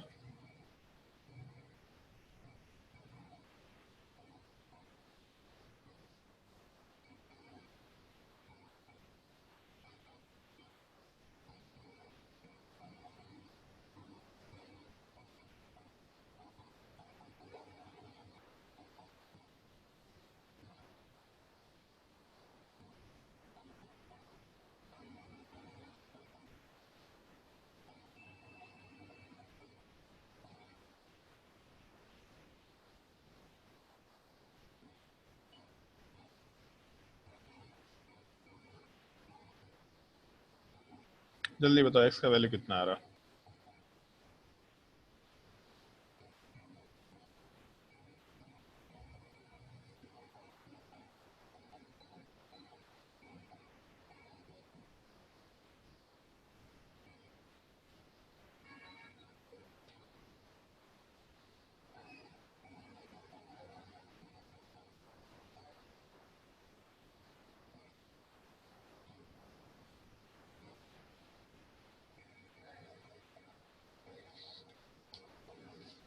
चार से डिवीजन करके काम कर सकते हैं यहाँ पे। 29 divide by 44 is equal to x/16। तो यहाँ से 4 से डिवीजन अगर कर दे तो 11 बचेगा यहाँ पे, x/4 + 20 - 2x डिवाइड बाई 7 के बराबर वैल्यू होगा। तो यहाँ से 29/11 इज इक्वल टू सर 7। हाँ बोलो। 0.19। 0.19। हाँ 0.19 8.19 तो नहीं आ रहा, 6.19. 6.19। अच्छा चलो ठीक है, ये पॉसिबल हो सकता है। चलो मान के चल रहे कि 6.19 है, तो एक चीज तो मालूम पड़ गया कि x का वैल्यू क्या है। अब वहां से जब हम लोग नंबर ऑफ मूव्स निकालना शुरू करेंगे H2 वाले पार्ट का, तो पहले जैसे जिस तरीके से CO2 के नंबर ऑफ मूव्स निकाले थे, एग्जैक्टली सेम टाइप से हम लोग H2O के नंबर ऑफ मूव्स निकालेंगे। तो number of moves of H2O is equal to, दोनों तरफ से कितना आया, तो पहले वाले साइड से 2 इंटू एक्स बाई 16 था और दूसरे वाले से 2 इंटू 10 माइनस एक्स बाई 28 है। तो 2x/16 plus 2 into 10 minus x divided by 28, ये वैल्यू लेकर के चल रहे हैं हम लोग। तो एक चीज मालूम है, अभी जस्ट ऊपर कैलकुलेशन किया था, अगर हम लोग 2x/16 में से x/16 को हटा दें तो टोटल वैल्यू आएगा x/16 plus 2 into 10 minus x/16 sorry 28।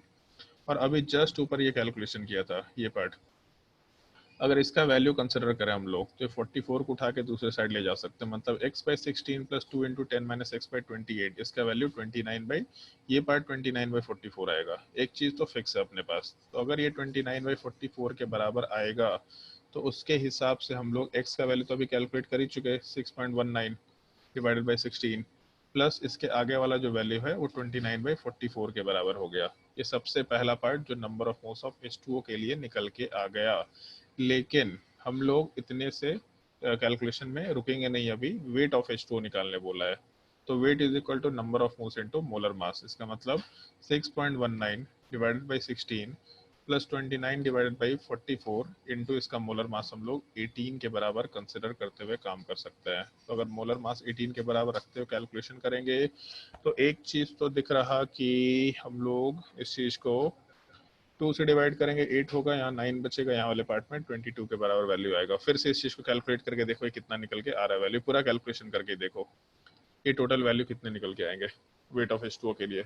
6 divided by 6.19 divided by 16 और दूसरे वाले साइड में 29 डिवाइडेड बाई 44 इंटू 18, कैलकुलेट करके देखो कितना आ रहा। 18.82 आ रहा है। पक्का झूठ झूठ बोलेगा? और कैलकुलेटर से कैलकुलेट कर लेगा तुम? नो सर, इतना फास्ट कैलकुलेशन तो हम नहीं कर सकते, तुम तो बिल्कुल नहीं कर सकता। पहले से कर रहे थे। अच्छा, बहुत झूठ बोलता है रवि। जल्दी कैलकुलेट करके बता। 18.81 नहीं बोला, 18.82 बोल दिया कि नियरेस्ट आंसर है।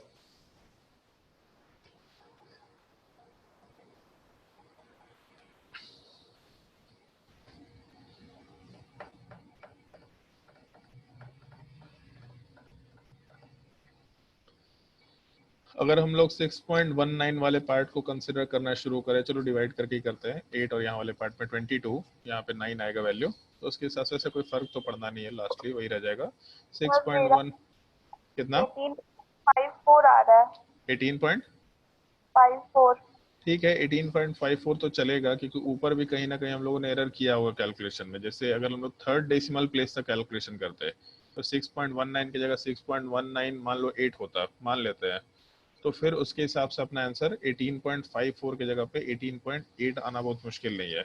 अगर हम लोग सेकेंड डेसिमल प्लेस तक कैलकुलेशन करेंगे तो कुछ ना कुछ तो हम लोग के डेसिमल वाले पार्ट में आंसर में एरर आएगा ही आएगा। बट अगर अपना आंसर 18.5 के अराउंड भी आ रहा तो ठीक है, जैसे अपने पास 4 ऑप्शंस अवेलेबल है यहाँ पे। पहला आंसर तो बिल्कुल नहीं हो सकता, दूसरा आंसर एक पॉसिबिलिटी है, तीसरा ऑप्शन बिल्कुल नहीं हो सकता और चौथा आंसर भी बिल्कुल नहीं हो सकता, क्योंकि 18.54 तो 18.54 की जगह पे 18.2 हो सकता है, 18.1 हो सकता है, 18 हो सकता है, 15 तो नहीं जा सकते। इसका मतलब ऑप्शन बी वाला पार्ट आराम से आंसर कंसिडर किया जा सकता है। लंबा सवाल है, कैलकुलेशन भी थोड़ा डिफिकल्ट था, लेकिन मतलब सवाल अच्छा है, सॉल्व करने लायक है। और इस तरह का सवाल इसलिए तुम लोगों को डिस्कस किया है क्योंकि कभी कभी ऐसा होता है कि एक सैंपल दे रखा होता है जिसमें 2 रिएक्टेंट्स होते हैं। अगर 2 रिएक्टेंट्स होंगे तो उन दोनों रिएक्टेंट्स को यूज मत करना, मतलब दोनों रिएक्टेंट्स को एक ही बार रिएक्शन में मत लिखना, दोनों का अलग अलग रिएक्शन लिख लिया करना, ताकि क्वेश्चन इजीली सॉल्व हो पाए। ये एक सर्टेन टाइप का क्वेश्चन होगा जिसको कंसिडर करते हुए चलना होगा तुम लोगों को क्वेश्चंस में। और इससे रिलेटेड और भी 1-2 क्वेश्चंस है जो हम लोग होमवर्क क्लियर देंगे एडवांस लेवल में, उसको ट्राई करके देखना। और मेरे हिसाब से अब केवल एक टॉपिक तुम लोगों का बच गया, पीओएसी वाला पार्ट। नेक्स्ट क्लास में हम लोग डिस्कस करेंगे पीओएसी, और उसके बाद नेक्स्ट क्लास में हम लोग नया टॉपिक आराम से डिस्कस करना शुरू कर देंगे, स्ट्रक्चर ऑफ एटम। और उसके बाद तुम्हारा काम है तुम लोग को वेपर डेंसिटी बता दिए है ना? Yes, sir. हाँ ठीक है, Yes, अगर sir. वेपर डेंसिटी बता दिए हैं, कंसंट्रेशन टर्म बता दिए हैं, तो अब इसके बाद तुम्हारा काम है पूरे बुकलेट को सॉल्व करना। सारा का सारा टॉपिक तुम लोग का कवर हो चुका है। बस ये है कि क्वेश्चंस को सॉल्व करने में टाइम देना, जो भी डिफिकल्टी होगा उन क्वेश्चंस का आराम से डाउट सेशन में ग्रुप में जो भी ग्रुप दे रखा है उसमें मैसेज डाल करके उस क्वेश्चंस को सॉल्व कर लेना। हम लोग भी इसमें कुछ मतलब प्लानिंग की है अभी रिसेंटली कि जितने भी हम लोग बुकलेट्स या असाइनमेंट्स बना रहे हैं, हम लोग इन सारे क्वेश्चंस में से जो सबसे डिफिकल्ट टाइप के क्वेश्चंस हैं, इन सब का हम लोग सॉल्यूशन बना करके यूट्यूब चैनल पे अपलोड कर देंगे। हम लोग हर एक असाइनमेंट में क्वेश्चन का कोड चेंज करने वाले हैं, मतलब क्वेश्चन नंबर 1 2 3 4 नहीं, एक सर्टेन कोड दे देंगे और हम लोग यूट्यूब चैनल पे तुम लोग जा करके सीधा वहां से उस क्वेश्चन के कोड के थ्रू क्वेश्चन आराम से डाउनलोड करके देख सकते हो कि हाँ ठीक है इसका ये सॉल्यूशन। इनफैक्ट जो भी यूट्यूब चैनल का लिंक होगा, मतलब जिस क्वेश्चन का जहाँ पे सॉल्यूशन होगा, उसका एक छोटा सा लिंक तुम्हारे क्वेश्चन के ब्रैकेट में हम लोग डाल देंगे कि अगर किसी को हिंट देखना है तो सीधा वहां से उस क्वेश्चन वाले पार्ट में रिडायरेक्ट हो सकता है, ताकि अगर भारी क्वेश्चन हो, उसका हिंट देखना हो, उसका सोल्यूशन देखना हो, तो उस चीज को देख पाए। क्योंकि अब कभी कभी ऐसा हो रहा है, हम लोग देख रहे हैं डाउट सेशन में आज कोई एक स्टूडेंट एक सवाल डाला, 10 दिन पहले कोई उसी सवाल को डाला था, 1 महीने पहले भी कोई उसी सवाल को डाला था। अब एक ही क्वेश्चन को हम लोग को 4 बार बताना पड़ता है, तो 4 बार बताने में हम लोग के लिए थोड़ा दिक्कत होता है। तो हाँ, रिकॉर्डेड लेक्चर भी हम लोग डालना शुरू करेंगे। एक्चुअल में हम लोग को थोड़ा प्लानिंग करना पड़ रहा था, अभी लॉकडाउन फिर से एक्सटेंड हुआ है, तो उसके हिसाब से हम लोग बहुत सारे प्लानिंग करने में लगे पड़े थे और टाइम नहीं मिल पा रहा था। इस वीक से हम डाउट क्लास के लिए अवेलेबल हो गए और ये सारा प्लानिंग भी हम लोग को करना था, तो थोड़ा हम लोगों को टाइम उसमें लग गया था। रिकॉर्डेड लेक्चर अब तुम लोग का आना शुरू हो जाएगा, रेगुलर तरीके से आना शुरू हो जाएगा, आराम से तुम लोग को टाइम पे रिकॉर्डेड लेक्चर मिलना शुरू हो जाएगा, ठीक है। और इसके अलावा तुम लोगों को जो पोर्टल मिला है मेगा एग्जाम्स का, उसको यूज करो, उससे क्वेश्चंस प्रैक्टिस करते जाओ, ताकि तुम लोग का एक प्रोग्रेस देख पाए कि चलो ठीक है, जो जो चीजें पढ़ा रहे हैं उससे क्वेश्चंस प्रैक्टिस कर रहे हैं तो किस तरीके का रिस्पॉन्स आ रहा है। जैसे ऑफलाइन में रिस्पॉन्स का टाइम नहीं पता चलता है, अगर आप वहाँ पे ऑनलाइन पोर्टल पर जाकर क्वेश्चंस प्रैक्टिस करेंगे। जैसे अमलदीप का हम देख रहे थे कि अमलदीप ट्रिग्नोमेट्री का क्वेश्चन प्रैक्टिस कर रहा है, तो ट्रिग्नोमेट्री कहाँ से पढ़ाई कर लिया तुम भाई? अभी इधर तो ट्रिग्नोमेट्री पढ़ाई हुआ नहीं है अभी। जब तक पूरा टॉपिक नहीं पढ़े तब तक क्वेश्चन को ट्राई मत करना, उस टॉपिक को ट्राई मत करना। अच्छा ऑप्शन है उसमें कि आप प्रैक्टिस टेस्ट खुद से क्रिएट कर सकते हैं, लेकिन एटलीस्ट जो टॉपिक हो जाए उसके ही प्रैक्टिस टेस्ट क्रिएट करके काम करो। वाटर गैस क्या होता है नहीं सुना है कभी? 10th क्लास में दे रखा है। क्या बोल स्कूल रहा में है? हुआ था ट्रिग्नोमेट्री, अच्छा, सर स्कूल में ट्रिग्नोमेट्री स्टार्ट हो गया इसलिए कर रहा था। तो स्कूल के पढ़ाई से तुम्हारे कोचिंग का पढ़ाई मतलब ये जेई का तैयारी हो जाएगा क्या तुमको लगता है? नहीं सर, ऐसे ट्राई कर रहा था सर। अच्छा ठीक है, मतलब उसमें नंबर अच्छा नहीं है तो उससे मतलब ठीक है, वापस उसको प्रैक्टिस करेंगे, कोई दिक्कत नहीं है। प्रैक्टिस टेस्ट क्रिएट करो, प्रैक्टिस करते जाओ, प्रैक्टिस टेस्ट क्रिएट करो, प्रैक्टिस करते जाओ। इनफैक्ट जो हम लोग पेपर दिए हैं वो प्रैक्टिस मत करो, तुम्हारे ऑफिशियल चैनल में तुम लोग को इंस्ट्रक्शंस मिला होगा कि प्रैक्टिस टेस्ट खुद से कैसे क्रिएट कर सकते हैं। जैसे मूल कंसेप्ट है, अगर मूल कंसेप्ट का तुमको प्रैक्टिस करना, मान लो 10 क्वेश्चन प्रैक्टिस करना है, तो आराम से उस पोर्टल पे जाके मूल कंसेप्ट का टॉपिक सर्च करके उसमें 10 क्वेश्चंस प्रैक्टिस कर सकते हैं, ठीक है। उसमें कोई दिक्कत नहीं है, आराम से प्रैक्टिस किया जा सकता है। वो फीचर जो है पूरे इंडिया भर में किसी का फीचर नहीं है। ये जो मेगा एग्जाम्स का पोर्टल हम लोग यूज कर रहे हैं, सिंगल पोर्टल है जहाँ पे आप खुद से अपने हिसाब से किसी भी टॉपिक को सिलेक्ट करके अपने हिसाब से नंबर ऑफ क्वेश्चन सेलेक्ट करके अमाउंट ऑफ टाइम सेलेक्ट करके पेपर क्रिएट कर सकते हैं। हम लोग के लिए वेट नहीं करना पड़ेगा। हम लोग ये पेपर बनाएंगे तो मिलेगा ये 30 मिनट में सॉल्व करना है। अगर तुमको लगता है कि तुम्हारा टॉपिक बहुत अच्छा है तो तुम 30 मिनट में क्यों सॉल्व करोगे उसको? तुम 20 मिनट में सॉल्व करो, उसको 10 मिनट में सॉल्व करो। ये फीचर पूरे इंडिया भर में कहीं पे नहीं है, ये केवल हम लोग के पोर्टल पे है। तो इसलिए जा करके ट्राई करके देखो। और सेल्फ साइन अप का ऑप्शन आ गया है, जिसको भी साइन अप करना है उसमें मेगा एग्जाम्स वाले पोर्टल में लॉग इन करके सेल्फ साइन अप कर सकते हैं आराम से, और आराम से वहाँ पे बैठ करके क्वेश्चन प्रैक्टिस कर सकते हैं, ठीक है। उसमें कोई दिक्कत नहीं है, बट क्वेश्चन प्रैक्टिस करो ताकि तुम लोगों का जो प्रोग्रेस है वो हमको दिखाई दे। अगर प्रोग्रेस दिखेगा तब तो बोलेंगे हाँ इसमें ये थोड़ा दिक्कत हो रहा है, इसमें मेहनत करके देखो, इसमें थोड़ा प्रॉब्लम आ रहा है तुम्हारा, इस चीज को प्रैक्टिस करके देखो। अगर प्रोग्रेस नहीं दिखेगा तो कैसे बोल पाएंगे इस चीज को प्रैक्टिस करके देखो? तो इसीलिए थोड़ा ध्यान रखो इस चीज का कि जो भी क्वेश्चंस हम लोग के पोर्टल पे डाला हुआ, बहुत सारे क्वेश्चंस है, अप्रोक्सीमेटली केवल इंजीनियरिंग के लिए approximately 50,000 question total, maths physics chemistry को मिला करके।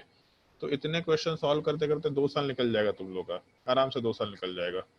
तो इसीलिए प्रैक्टिस करो, हम लोग तुम्हारा वहां से परफॉर्मेंस थोड़ा बहुत देख लिया करेंगे, उसके हिसाब से क्या सजेशन हो सकता है देने की कोशिश करेंगे, ठीक है। ये अंशिका, वाटर गैस का मतलब होता है कार्बन मोनोऑक्साइड प्लस H2, ये लिख दिए थे मैं स्क्रीन पे, ध्यान रखना। ये तुम्हारे हाइड्रोजन टॉपिक में शायद दे रखा है या फिर शायद एस ब्लॉक वाले पार्ट में दे रखा है वाटर गैस।